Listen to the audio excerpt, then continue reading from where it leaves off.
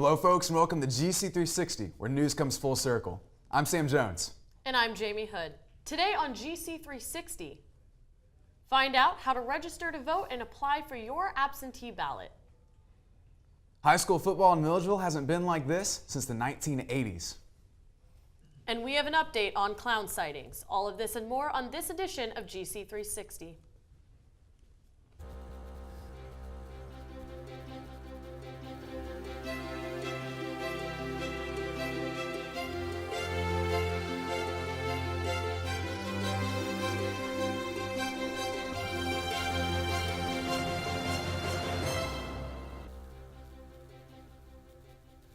All those stories and more in a moment, but first, marching to stop violence.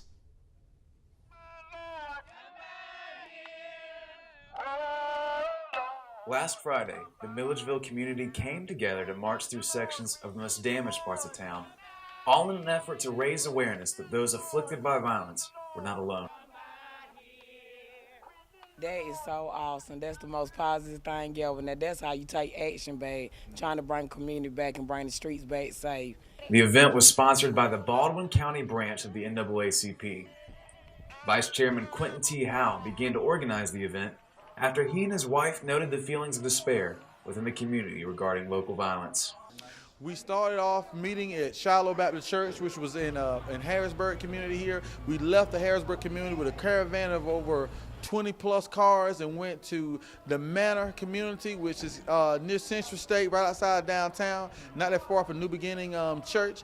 And then we left there with a convoy of over 30 cars and went to what they call Lee Street. It's off of Youngblood Road. And from there we came back to the Harrisburg community. And from the Harrisburg community, from that school, we marched down the Harrisburg Road back to Shiloh, where we had a Stop the Violent rally at probably about 4 or 5 months ago. So it's fitting to be here. And that convoy of cars got further and further and more. So that 20 to 30 to 40 just kept going. Prominent local leaders marched, including Milledgeville Mayor Gary Thrower and Baldwin County Sheriff Bill Massey, who, in light of recent events nationally, stressed the importance of maintaining trust between the community and his officers. In the last year, we've had several murders, we've had a number of shootings, and we're trying to get the community more involved with supporting not only law enforcement, but supporting the community itself. Our people, as you know, Sheriff's Office, we're constantly in the community. We're constantly getting calls, and I think overall we've got an excellent rapport with the community. So we hope that a march like this helps. It'll bring a different kind of focus to it. The community was appreciative, including 31-year-old Milledgeville resident Lissa Williams. I appreciate that they even got Bill Massey out there marching, so that means he want to change also. So when you see officers behind, all officers are not labeled bad. Some are for the good cause too. They just doing their job, just like everybody else clock in and do theirs. Local pastors and leaders spoke on the need for faith in the healing process. We do what we can, but we put God in the forefront. And if hearts are changed, then the actions will be changed. Legislation can change actions. They can't change hearts. And so if you want change, you got to begin to celebrate small steps. And today is that, because we've prayed before, we've gathered in our churches, and we've had prayer. But faith without works is dead. And so therefore today, these are the works, because you're allowing people in the community to say, you know what, they really do care. It really does matter to them. I really do matter to them. I believe not just in the word of prayer, but I believe in moving people's hearts. And I believe we were able to move the spirit in these communities, and that's the start. Because marching, sometimes people forget why Martin Luther King and Richard Turner and Davis and Beverly Calhoun and so many people marched during the Civil Rights Movement. The marching was not the solution. The marching was to bring attention to the problem to find a solution. That's why we did that. The reassurance given by the march, the kind not often received for some, meant the world to Melanie Jackson, a Milledgeville resident affected by a drive-by shooting earlier this year. We just got to try to get together, you know. You see how all these people got together, and, you know, that lives here and up under there and all this other stuff. But I'm hoping that it'll straighten out. I'm thinking that everything will be okay. Maybe we can get back to being the normal place here, summertime and stuff. After 3 hours of marching in solidarity with the community, the night ended the way it started, with optimistic voices singing for change. In my life, and sometimes it's hard to tell from the day.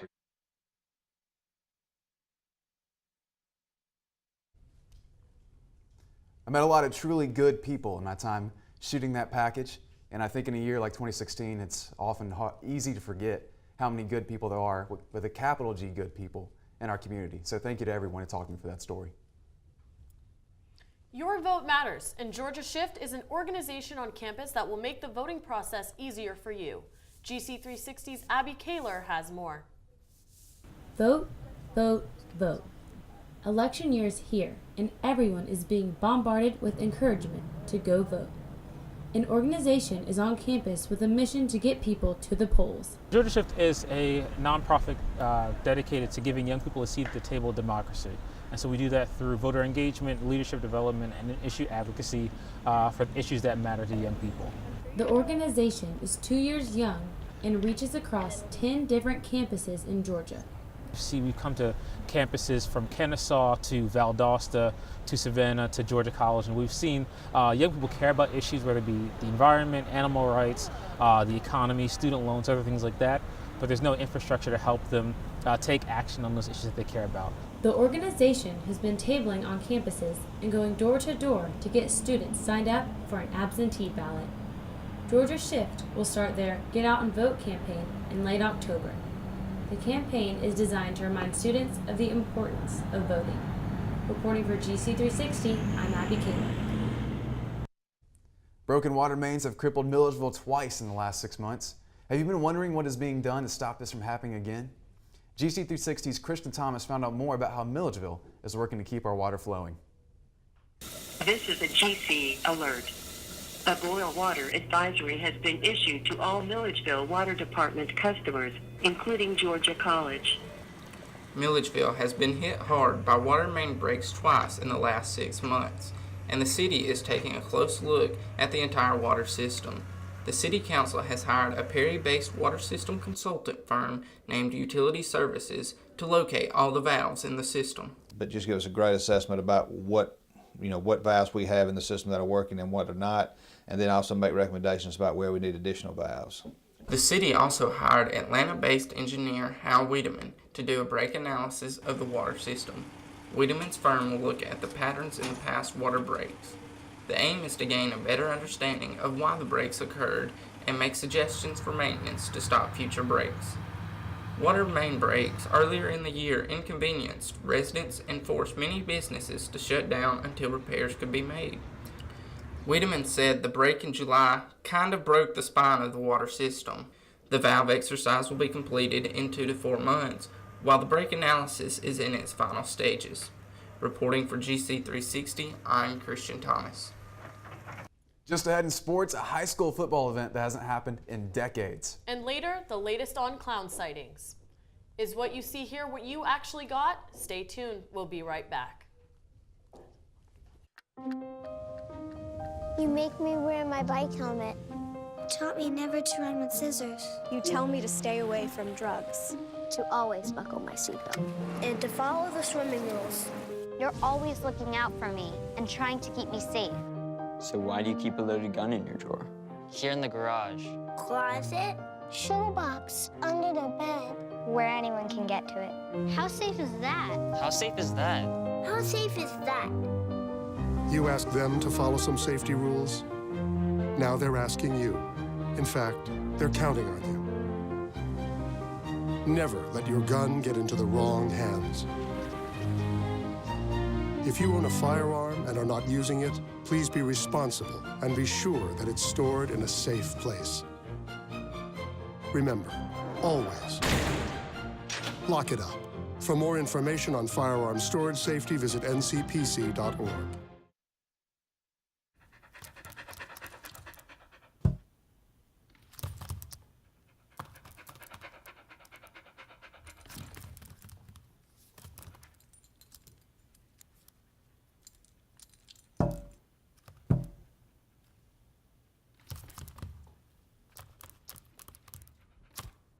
There's a shelter pet who wants to meet you.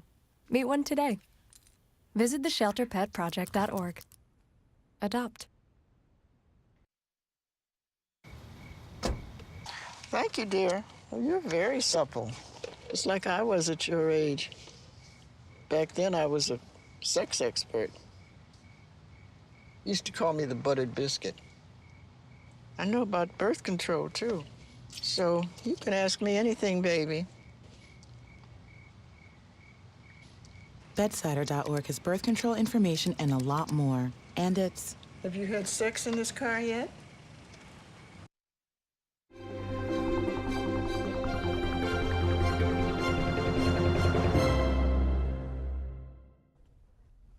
Welcome back to GC 360. I'm Angela Morian. And I'm Nick Weedman. It's time to catch up on sports. Bobcat sports have been pretty successful since the last time we updated you on the blue and green. 2 shutout wins, a top 5 finish, and more region rankings combined to keep Georgia College moving to the top for fall sports. First up, Bobcat volleyball brought out the broom last Friday against Peach Belt competitors UNC Pembroke. The Bobcats made quick work of the Braves, winning the match 3-0. Bobcat Athlete of the Week, Ashley Savransky, recorded 10 kills with a huge .421 percentage. Savransky was on a roll over the weekend. She added 11 kills Saturday, even though the Bobcats lost to Frances Marion. She's got 95 kills for the season so far, which is the 3rd best for the Bobcat ladies. The road matches for Friday and Saturday have been postponed due to Hurricane Matthew. That puts the Bobcats at an even 500 in the conference and 8-4 overall going into the PBC South Atlantic Conference crossover tournament next weekend in Greenville, Tennessee. Now on to soccer. The Bobcats shut out Coach Hope Clark's last school, Auburn Montgomery, on Wednesday. Georgia College demolished its non-conference opponent 2-0. One of those coming from number 21, Amanda Bartholomew, her 2nd for the season. And golf has had its best finish of its fall action in Dahlonega Monday and Tuesday, tied for 4th at the end of the final round. Senior Harrison Stewart carried the team with his low round of 66 Monday afternoon. Stewart finished 3 under par and tied for 13th on the individual leaderboard. All 5 Bobcat golfers stayed within the top 35. And let's not forget about cross country. The women's team, led by Bobcat record breaker Catherine Yost, is working on its 4th straight week, ranked 9th in the region. Happening on the other side of town, a high school football contest which Milledgeville has not seen in decades. That's right. There will be extra meaning to the Friday Night Lights at John Milledge Academy this week. It's the Trojans against the Bulldogs. GC 360's Jennifer Jacobs has a peek into how John Milledge has been prepping for the historic night. For the first time in 30 years, John Milledge Academy will be hosting its in-town rival on the football field. The undefeated Trojans will take on the Georgia Military College Bulldogs in a game that has been decades in the making. It's good. I mean, when me and Coach Simpson talked about making this happen, we talked about bringing the communities together, hoping this thing would bring the communities together. The game is not only a huge event for Milledgeville, but also carries personal weight for JMA head football coach J.T. Wall. Wall, who recently became the winningest coach in JMA program history, will be facing his former high school teammate, GMC head coach Steve Simpson. Me and him grew up together ever since we were little, went to the same preschool, and we've known each other pretty much all our lives. JMA signed a contract with the GHSA, the association GMC belongs to, stating that JMA would have to comply with their rules and that the game would not affect postseason eligibility. This agreement finally broke the silence between the two Milledgeville schools, reigniting a rivalry that has been dormant for decades. Now that the game is on his doorstep, Wall believes that the Bulldogs will be a tough challenge, but is confident that his team will rise to the challenge. They got a lot of speed. They got a lot of team speed, and we hadn't seen a lot of that this year. Because the game is taking place during Breast Cancer Awareness Month, it will also serve as a charity event for breast cancer research. The game will take place Friday at JMA's Ted S. Smith Stadium at 7:30 p.m. It is expected to draw a massive crowd of both JMA and GMC students, faculty, alumni, and other Milledgeville residents who wish to see the clash of the Milledgeville Titans themselves. Reporting for GC 360, I'm Jennifer Jacobs. Georgia Military College has been going hard in practice too, just 6 miles south of that Friday night battlefield. GC 360's Alex Davies caught up with the coach as the team prepped for the game. Head coach Steve Simpson has already led the Bulldogs to a 2-1 season as they prepare to face the Trojans, who have been experiencing their best years yet. I feel good right now. We're getting better, working each week to get better. That's our main goal right now, to improve every week and see what happens. For us, our quarterback Corey Bivens is one of the main ones to watch. Michael Skinner's our fullback. He's a workhorse back there for us. Alex Easley on offense is our speedster type of guy. Defensively, I would say Malik Foston and Jalen Milner are two of our leaders there. And then in the trenches on both sides of the football is going to be Grayson Goodwin. He's a 4-year starter there, and he's an impressive guy to watch down there. I think it'll be good for the community. It'll finally sort of put an end to the whether or not we could beat you, you could beat us, and all that kind of stuff.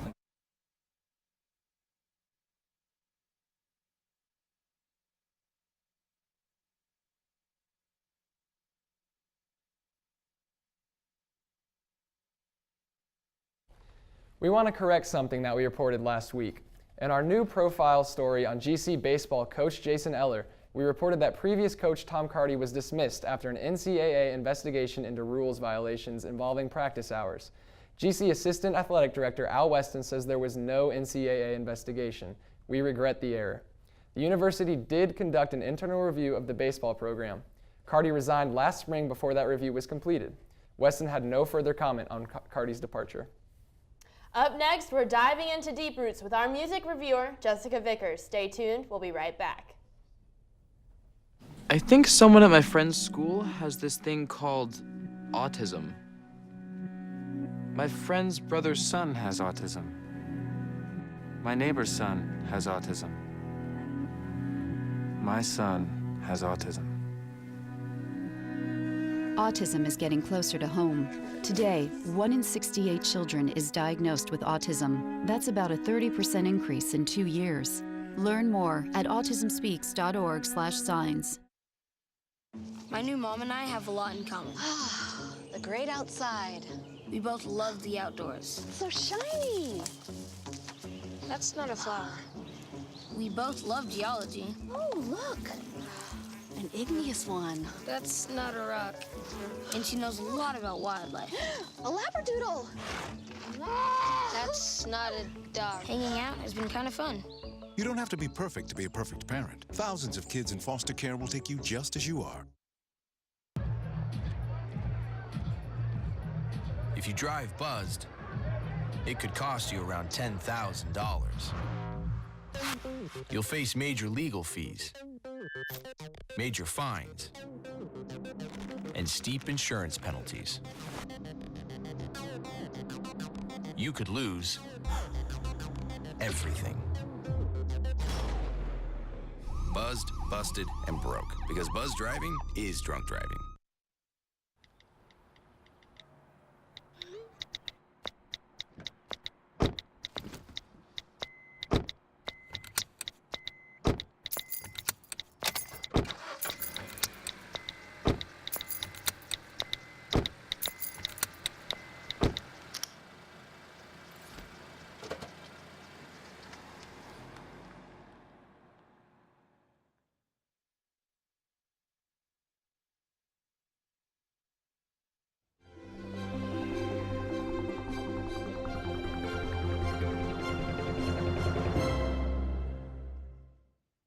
It's everyone's favorite time of year again. Deep Roots is upon us. Last year's music lineup included the likes of Junior Junior, Bronze Radio Return, Hippocampus, and many more. Each year, the lineup grows and old and new artists show off their amazing musical talents. Deep Roots 2016 features many bands that we have waited patiently for their attendance. Judah and the Lion and Sean Mullins are two of the performers that I'm most excited for.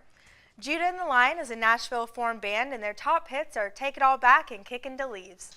A little insight on Judah and the Lion shows that they met in college, and each one shared a unique passion and love for music. One listen and you can hear the influence of each of their youths. Judah and the Lion is a modern pop band that includes the instrumental sounds of mandolins, banjo, and vocals that will make the soul sing. Their newest album was released on March 4th, 2016, and it's called Folk Hop and Roll. The album received fantastic praise and reached number 4 on the alternative charts on iTunes. Roots of a Rebellion hails from Nashville, Tennessee, and is commonly referred to as Roar. Their music features a bolster-heavy reggae, rock, dub music that creates a very soulful atmosphere. Their band is commonly known for their extremely dynamic live shows, creating an amazing progressive sound and energy for the audience. Right now, Roar has 2 albums to their name. Their first album, Heartifact, was released back in August of 2014, and their newest album, A Brother's Instinct, debuted at number 4 on the Billboard Reggae charts. Roots of a Rebellion has played alongside many fantastic artists, including Need to Breathe, The Wailers, and much more. This is a band you don't want to miss out on. The next artist on the list is Sean Mullins, who was born and raised in Atlanta, Georgia.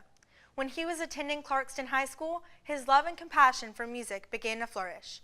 His big break came when he put together his song Lullaby from the album Soul's Core. His other featured song, All in My Head, was played on the hit TV show Scrubs, and his other single, Shimmer, was included on the soundtrack of Dawson's Creek. His music is very fluid, outspoken, soulful, and gives out a generic but pleasing 90s vibe.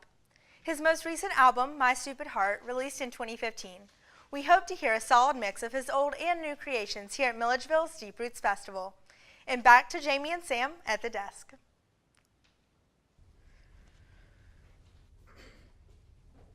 October comes with the anticipation for the thrills of Halloween, but there are much more terrifying things than ghost noises and clown sightings for college students this October.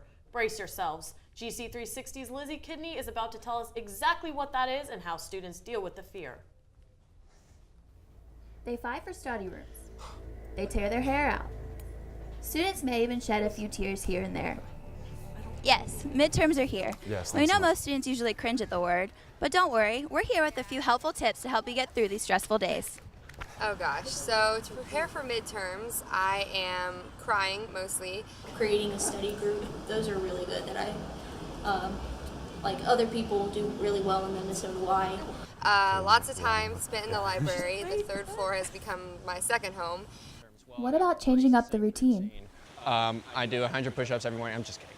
What I really do is I try and ease the regularities of my typical weekly routine by doing things like pre-programming my coffee pot rather than thinking about it. Honestly, I don't really do anything different than I do for a normal test.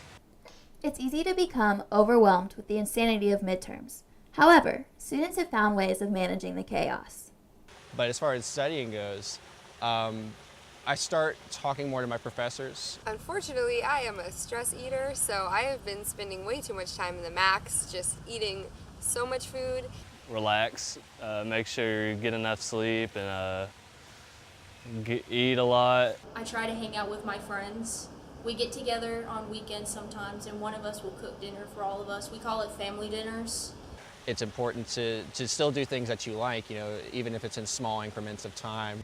Many students have found ways to manage the stress of midterms. Others will soon learn. But just remember, if you're feeling stressed about the exams now, December's right around the corner. Reporting for GC 360, I'm Lizzie Kidney. 3D printing is fairly new to Georgia College. Flan Flaherty, a visiting artist, held workshops this week to teach students how to use it. GC 360's Madeline Turner talked to our guest artist to find out more about her work and how the workshops went. This week, the Georgia College Art Department welcomed Fran Flaherty as a visiting artist to teach students about 3D printing in a series of workshops. Hopefully by the end of each class, we'll be able to march over to the library and send some models over there and print them out. She came to visit to do a 2-day workshop with us during class time, and she taught us all about the software Rhino that she specializes in. The Rhino software is complex and new to most students, so she is making sure students feel confident about learning how to use it. It's so easy to go, ooh, this is, it's just intimidating. I'm really encouraging students to not be intimidated by it. I want them to embrace it, figure it out. The most beneficial part has been just how practical she's made it seem. She's taken something that seems so intimidating, such as Rhino, and that they use for things like prosthetic arms. They use in art and showed us and made it in a really practical way and showed us that we can make something ourselves and even go print it here at our own school. So I think that's been really cool. The 3D printer is fairly new to Georgia College. It is located on the 2nd floor of the library and is open to use by all students. GC student technology assistant Clifton Jones has been working with the printer for 3 years, helping students in upkeeping the machines. Students have both academic and extracurricular uses for the printer. They'll do like models for kits, or like for chemistry kits, or they'll do like people who play D&D print out their little figurines and then they paint them. Students like printing likenesses of their own heads. I think I'm most excited about getting to print our own heads. We got a scan of our own head and then getting to make it our own. And so it's really cool that you can make it into something weird and take it home, but then 3D printing also has a lot of practical uses for it too. Flaherty is only at Georgia College this week. However, the 3D printer is always available for students to use with the help of the technology assistants. For GC360, I'm Madeline Turner. Up next, a story that shows we're not clowning around. Good one. You heard that right. Clowns are trying to scare up a good time. Are they even real? We'll tell you what people are saying when we come back. It's good. Homemade noodles. Marty, stop it. Oh my goodness, I'm so sorry. It reminds me, I've been thinking maybe we should try a new form of birth control. I heard about this one, it's called the IUD, intrauterine device. Or we could try the patch on your arm. Actually, I think that one goes on your butt. Bedsider.org has birth control information and a lot more. And it's... What do you think then? Arm or the butt?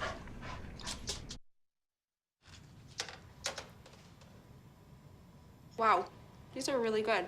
You act surprised.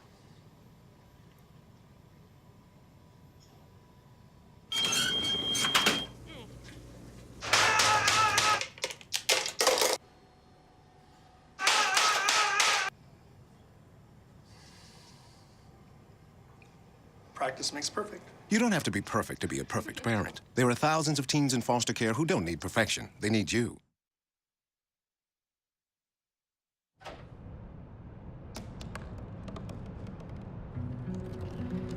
They said I couldn't dream. Called me a piece of trash and swore that's all I'd ever be.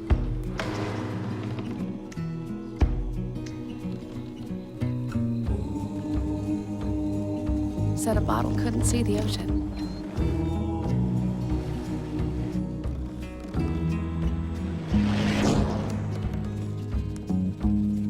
Give up. Go back to the dumpster.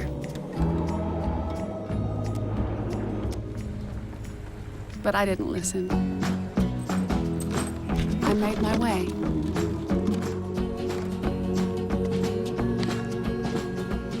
And now, I am what I've always wanted to be.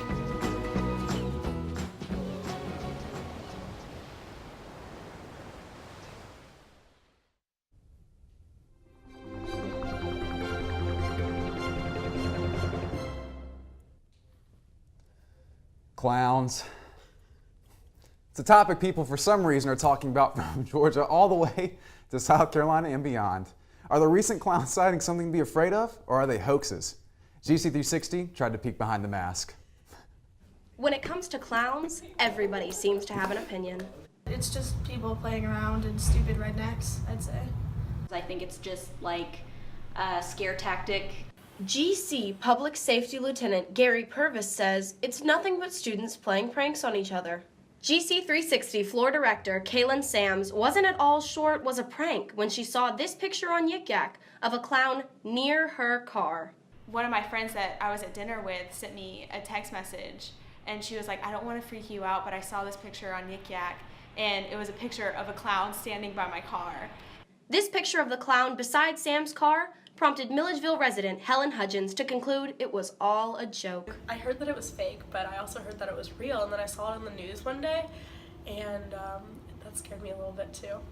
Still, with clown sightings and Halloween just weeks away, there's added concern. Lieutenant Purvis says he's afraid children dressed as clowns for Halloween might get misidentified and even hurt. So what to do if you spot a clown? If I saw a clown, I would probably sprint home and call GC police. The police will be on alert. Purvis says the authorities will be watching. So for any of you thinking about donning a clown costume on Halloween, you might want to think again. For GC360, I'm Kat Capstick.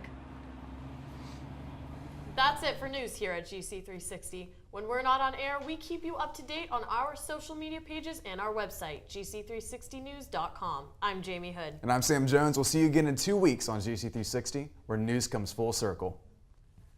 Clowns. You know what? I'm just done. I'm done with the clowns. Sick and tired. I'm done clowning around.